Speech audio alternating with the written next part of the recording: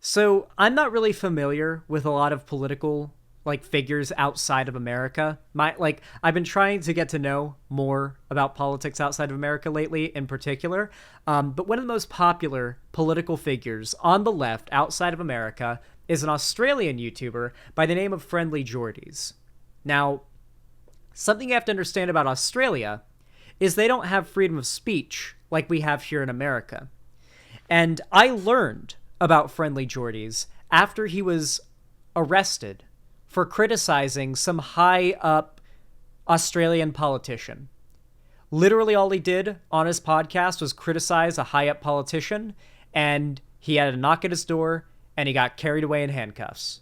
Illegal. Like I don't even think it was legal in Australia. Like I think it was unconstitutional in Australia, but they don't really have, they're not as strong on the whole freedom of speech. You can criticize the government and your politicians as much as you like, as we do here in America, over there down under in the land of lost wars to emus and boomerangs and didgeridoos and kangaroos and Outback steakhouses, I assume. I don't know. I don't know much about Australia. Regardless, the Australian government tried to basically plaster the label of terrorist on Friendly Jordies. Now, to be clear, I don't really know much about Friendly Jordies other than he's pretty based politically, though he's also kind of an asshole from what I've seen. Like, I'm pretty certain he would fucking despise me.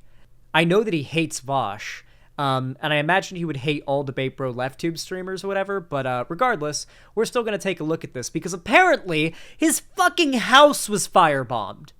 This is my first time watching this or looking into it. I was told about this yesterday on stream, and I saved talking about it for today because I had not yesterday, a few days ago on stream, and I saved talking about it because I had too much to cover on my last stream. But here, we absolutely have an opening for it, and I want to learn about this shit. I was very tempted to Google this and watch a video on it, this video to be exact, right after ending my last stream, but I did not. I have once again I've kept myself from spoiling myself on a very, very appealing video so that I could watch it for the first time with you guys, because I am what they call, say it with me, chat, a good streamer. Come on, chat, say it with me. A good streamer. Thank you, chat.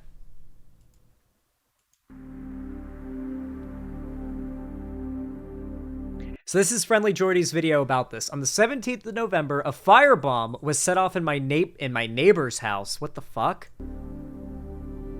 We do not know who started it, but luckily it was put out quickly. The fuck? Last night, my house was firebombed in what appears to be another deliberate attack. Wait, what the? Did they get the wrong house first? Like, what the fuck? In case you haven't heard, and the press did everything that they possibly could to make sure that you know exactly where I live. Here on Wilga Street because of who... Yeah, like, good job. So, for one, yes, functionally, if his house was getting firebombed, you could probably already find his address if you went out looking for it in some dark, creepy corners of the internet.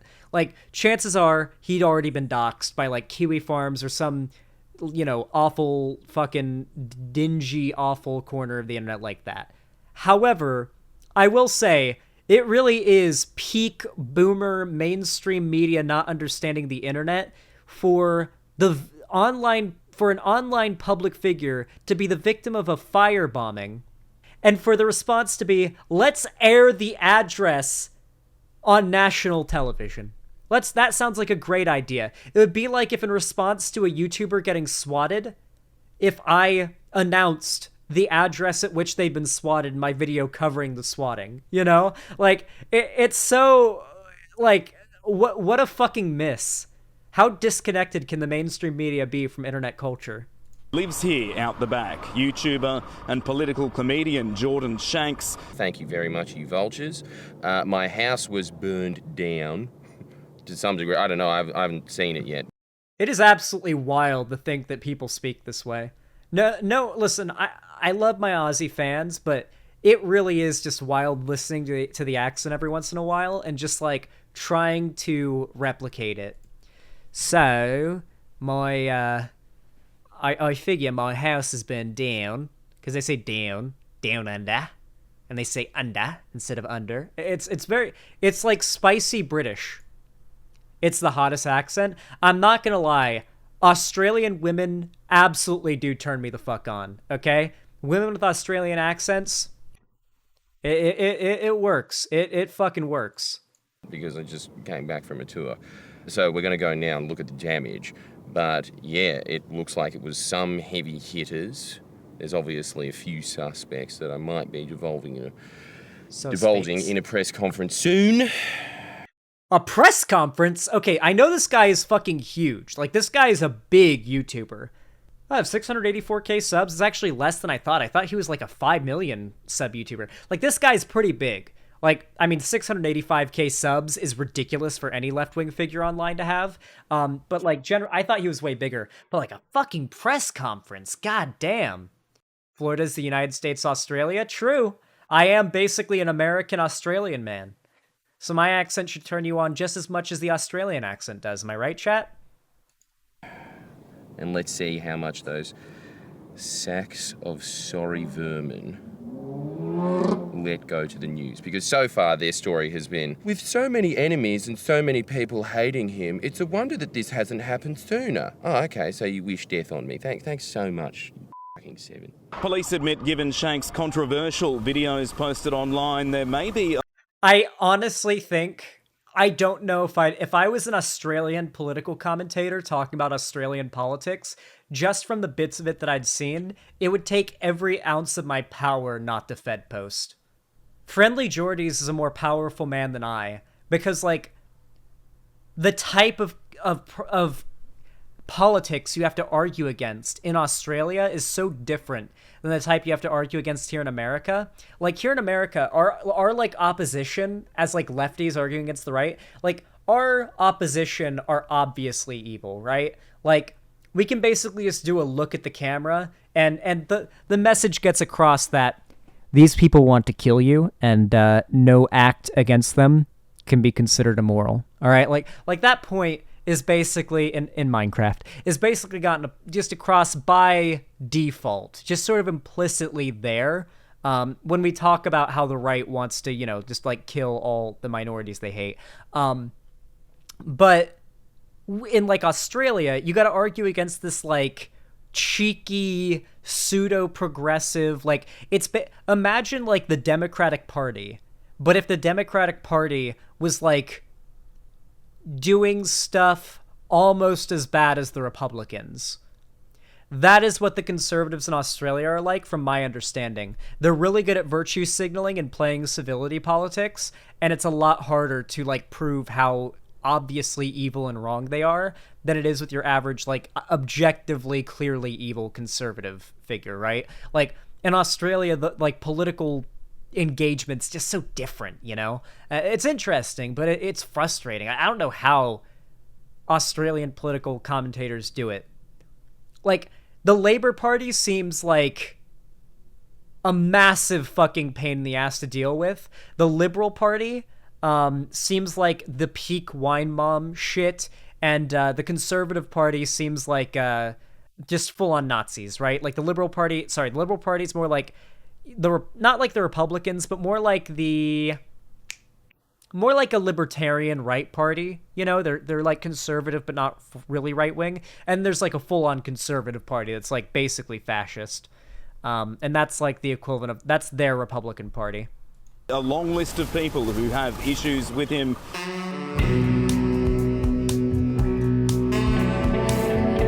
The problem is that like white nationalism and neo-Nazism and like the like culture war topics don't seem as big in Australia. People actually vote a little more on the issues in Australia. A big part of it is compulsory voting too. You have to pay a fine if you don't show up to vote in Australia. So if you're gonna vote, if you're forced to vote by the government and you live there, like, you're probably gonna actually like go out of your way to do research and learn about the topics, and like, you kind of, you're like, if you're forced to go out and vote, you're gonna just go ahead and learn about who you have to vote for, most likely. There's a higher chance of it, right? And that's why I think you have a lot less like stupid culture war shit going on. You just have a much more informed and compulsory voter base, which, you kind of need a base of people too disaffected to vote to have a culture war like what we have in America. Australia doesn't have that. They have an educated voter population that has like the bare minimum of like education generally on the issues. And so what's being talked about, what's being argued about is very different than here in America, you know? It almost feels like they're a bit ahead of us, you know? There's still a lot of stupidity, but they're a bit ahead of us, right? Like everybody seems more competent and like less of a clown over there when it comes to their political scene. Obviously, we've done some extremely dangerous reporting over the last year, I suppose, of a bunch of extremely powerful people and corporations. There is many people that would want to do that. I obviously can't say who I suspect it is, but I do have like a short list in my head of who I think would have done it. I would hope that the New South Wales strike force that is supposedly Unrelated to Friendly Jordy's situation and the concept of him getting revenge or anything like that, but do you know that it only costs like $15 to make a pipe bomb? Pretty wild, huh? Like, it's surprisingly cheap to make a pipe bomb. Anyway, back to the video. Set up for fixated people and terrorists would be looking into this instead of a comedian. And Not that Friendly Jordy's should ever even think about pipe bombs in any context. His team for 6 months straight at the whim of a previous premier that all of you defended for his last 10 years. And then when he came out, and even after all the New York stuff, you're still sitting there defending him now. I saw all of your articles today where you all wrote all of the same little narrative that you write every time. I would hope that you would put just as much attention on the fact where you all wrote all of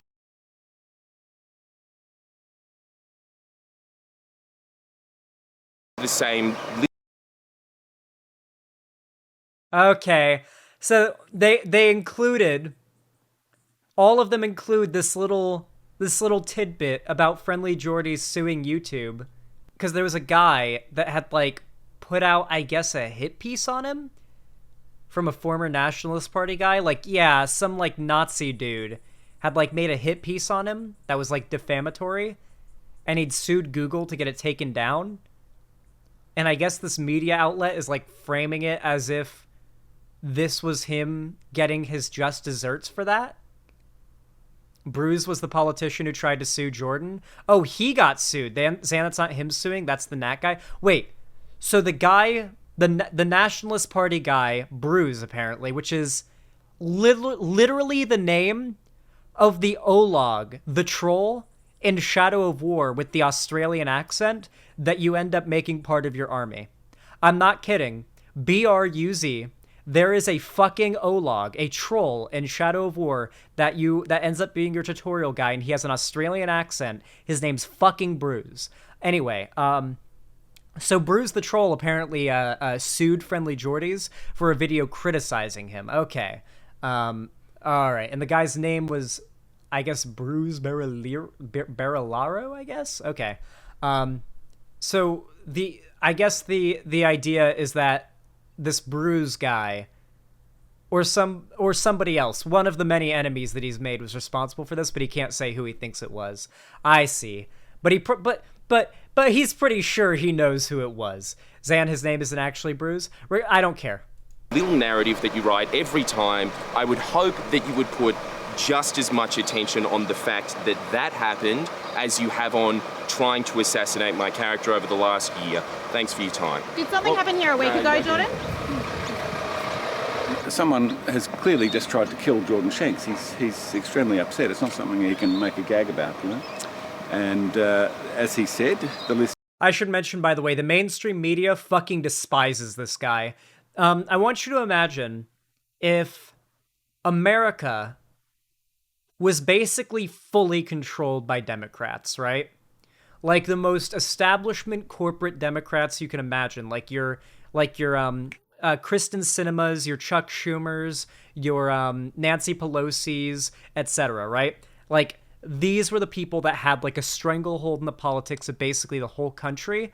They controlled every media outlet, and like they were the establishment, period, nearly unchallenged, right? That is the state of Australia as I understand it.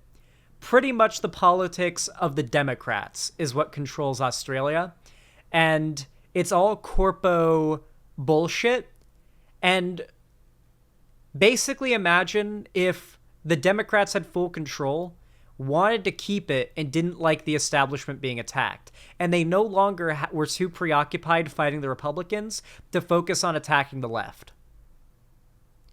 This is a moderate left, quote unquote, if you want to call it that, in Australia, that actually has the time and energy to attack people to the left of them for criticizing them for not being left or progressive enough. This is what it looks like. This is what the Democrats would be doing if they had full control, and it was like people more left-wing than them that posed a larger threat to their control of the government than the Republicans.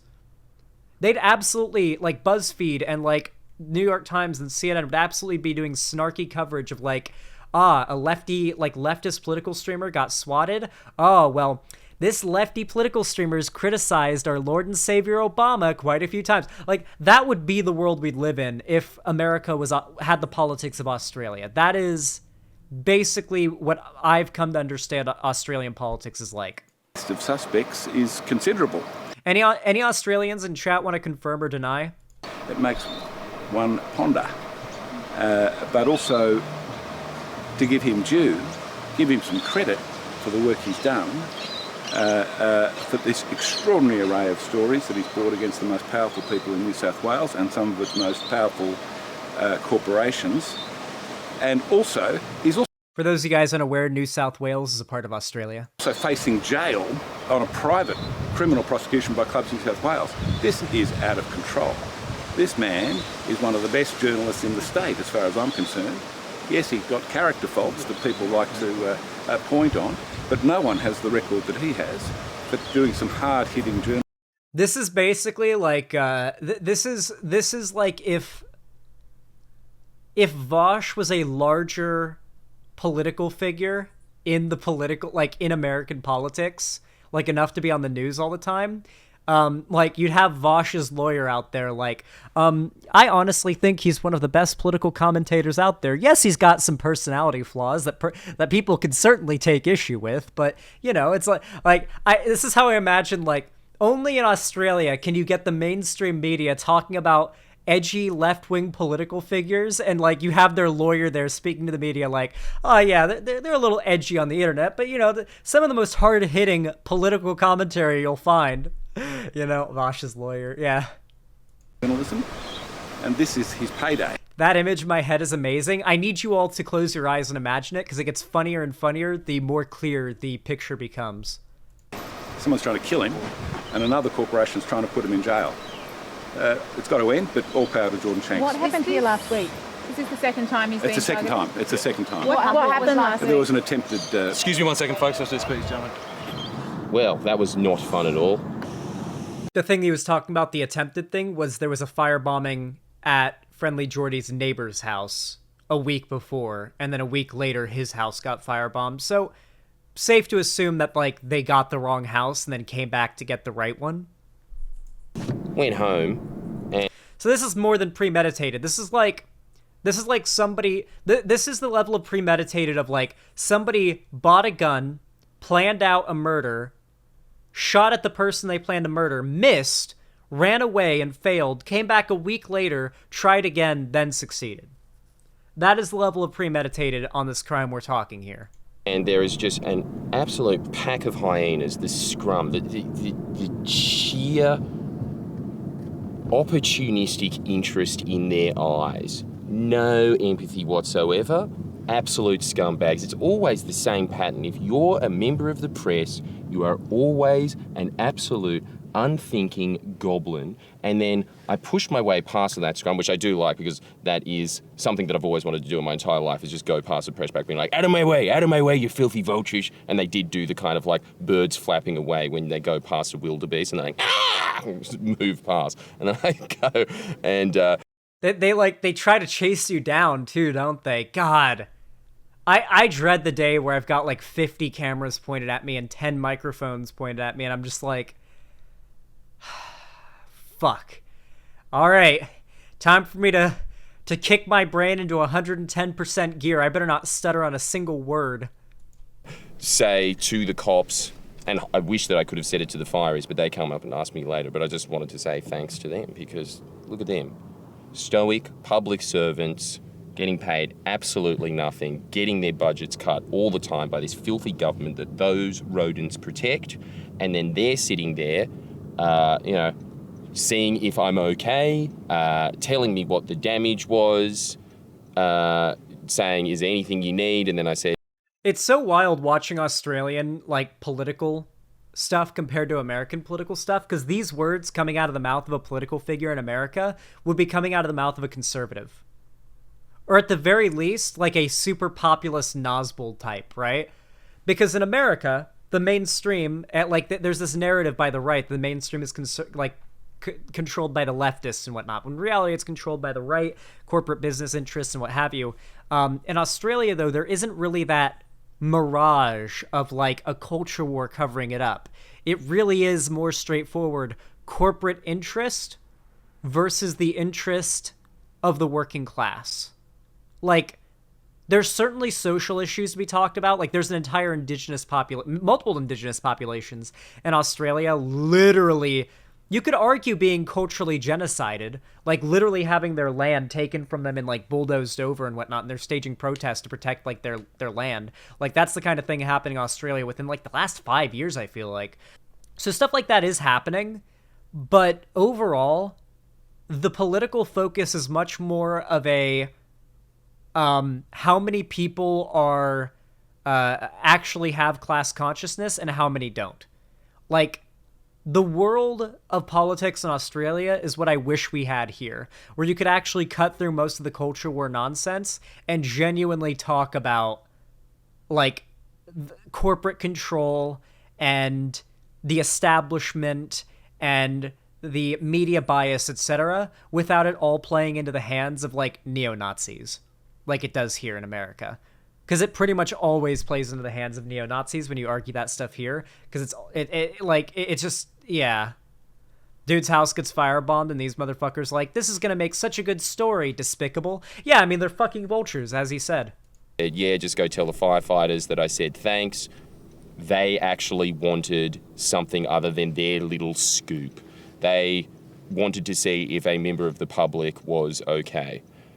And I just got to say, I don't know, a big part of why we do what we do is honestly so that those guys get a better cut in life, because they clearly deserve it. It's just so wrong when this government's in power that all of the people that actually help out society get treated like dirt, while those get wined and dined with their fancy lunches, which is exactly why they protected John Barilaro for 10 years, because it gives me wine. I was just walking to the cop shop now to give a statement. Wait, the John Barilano guy, the bruise dude, was he like some, like, is he like some Mark Dice or Mark Cuban? Mark Cuban. Is he like some Mark Cuban figure? Like super fucking rich and powerful, and like he's had every single like famous influential politician over for dinner, and like now he's got them in their pockets, and so he used that bias to control the media coverage of Friendly Jordy's lawsuit with that guy. And he's a deputy premier of North South Wales. Former deputy premier. Damn, dude. You actually have, like, the fucking shady business dinners. Like, all of the meme. I wish I was Australian. Holy fuck. I never thought I'd say this. I wish I was Australian. Yes, I would have less freedom of speech. Yes, I'd be at risk of getting my house firebombed. But at least you could cut through the bullshit culture war nonsense and actually talk about, like, the hegemonic control that the 1% has over the 99%. Like the unironic, like pro-worker memes. You can actually cut through the bullshit and talk about that stuff there, because that's actually what's relevant in politics in Australia. Here, like, talking about, like, class consciousness here in America is kind of like talking about painting your fence during a hurricane, right? When you're trying to fight off fascism, it's kind of, like, pointless to try to introduce socialism to people, because you're just going to sort of alienate the people you desperately need to not be fascists, right? But in the case of Australia, it doesn't really seem like the country's teetering on the edge of fascism, and you can kind of, you know, spread class consciousness and talk about, like, you know, pro-worker stuff without it ceding ground to the far right.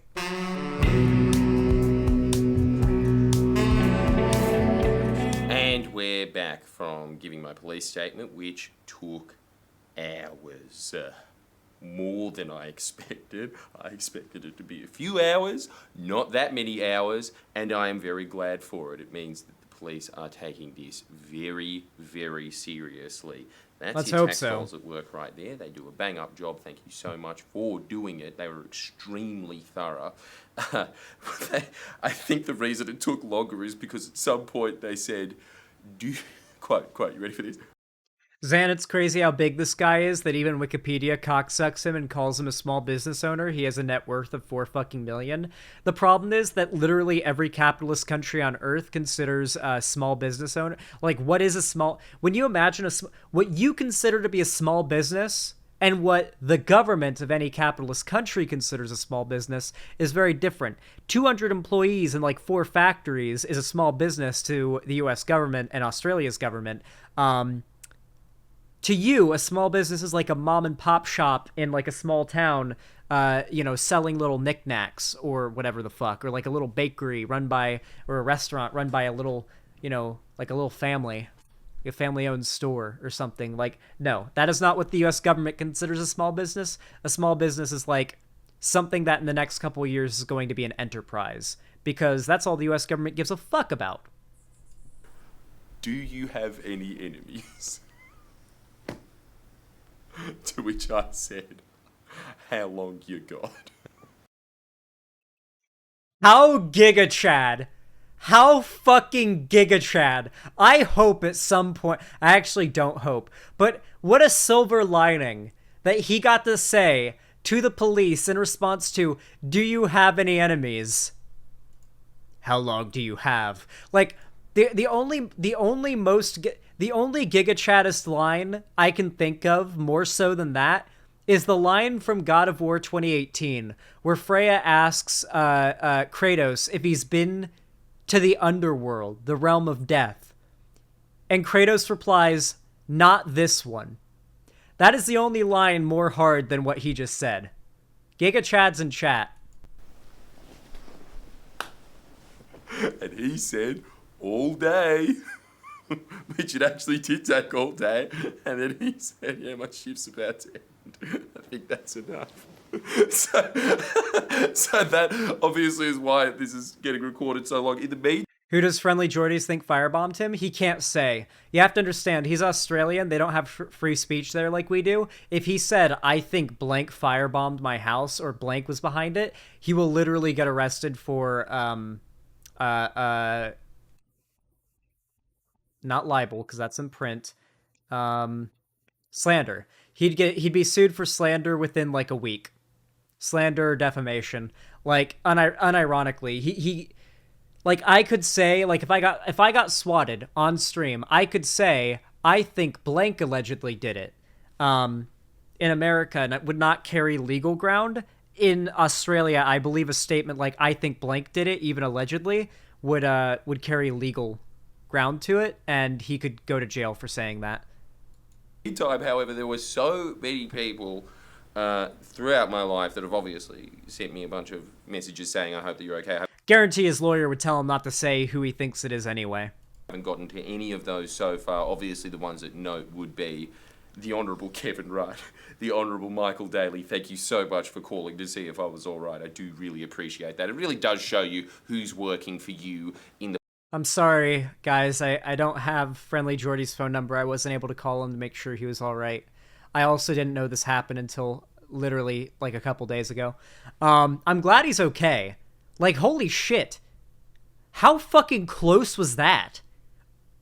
Like, he could have died. He actually could have died. Someone firebombed his house, and he wasn't home, apparently. Which might have been what saved him. That is absolutely fucking crazy.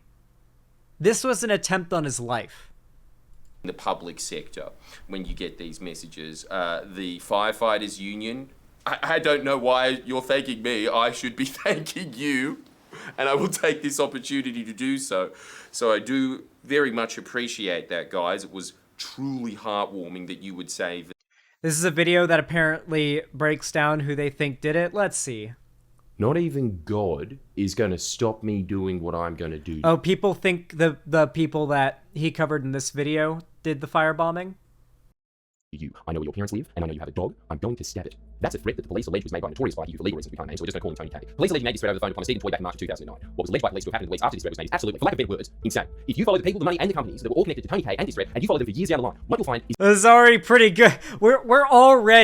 It's already looking like this person's a plausible suspect when the video starts with person criticized the guy I'm about to criticize, and bad things happened shortly after. Okay, yeah, I think we might be onto something here.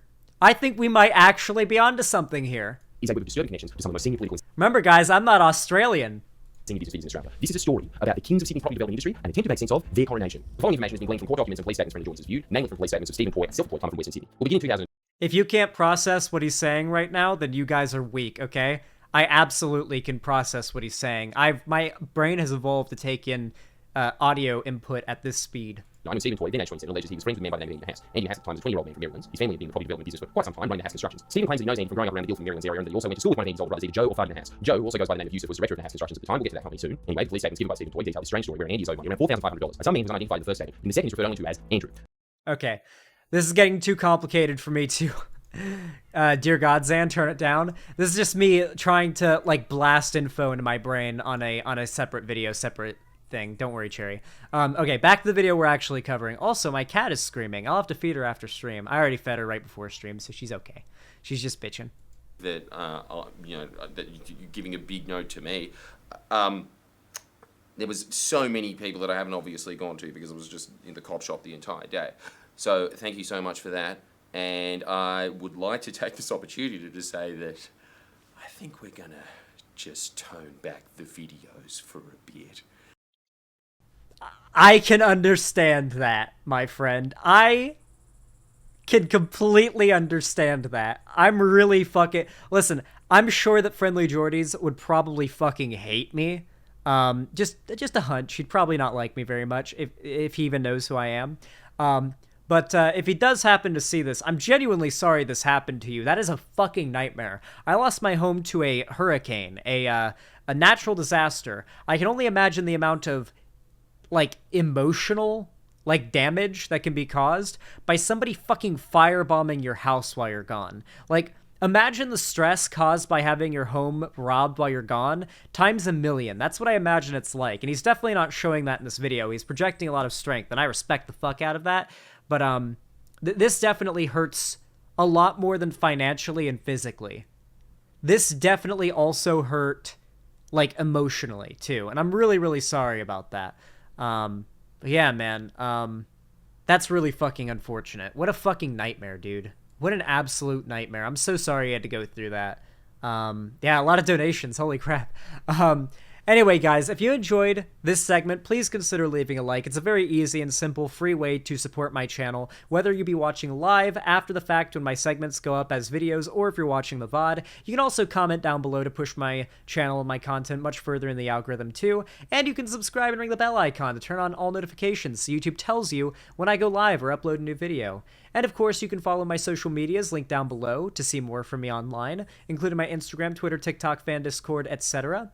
And of course, finally, if you want to support me financially a little bit more, directly, such as this fine person in chat has, Otto Von Cause, you can donate, subscribe, or gift a sub on my website, xanderhall.com/live, or even support me financially through YouTube, Twitch, Streamlabs, Stream Elements, or Patreon. With all that said, regardless of how you support me, I really do appreciate it. Thank you so much for watching, and have a good one.